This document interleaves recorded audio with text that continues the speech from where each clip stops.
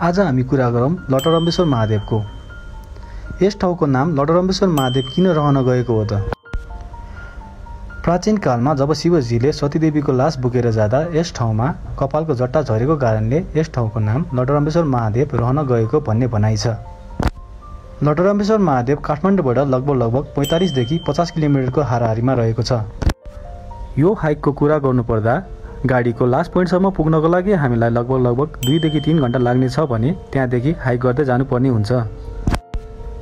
हाइकिङको duration लगभग 5 देखि 6 घण्टा रहेको छ भने यसको डिस्टेन्स लगभग 8 देखि 10 किलोमिटर रहेको छ।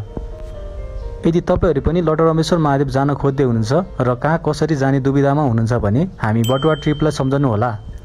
आउँदो शनिबार हाम्रो लटरम्बेश्वर महादेवको हाइक रहेको छ र तपाईहरु पनि इच्छुक हुनुहुन्छ भने हामीलाई सम्झनु होला। यो हाइकमा तपाईहरुलाई ब्रेकफास्ट, लन्च, ट्रान्सपोर्टेसन र गाइडको उपलब्ध हुनेछ। अब जानी होइन त तपाईहरु पनि लटरम्बेश्वर महादेव।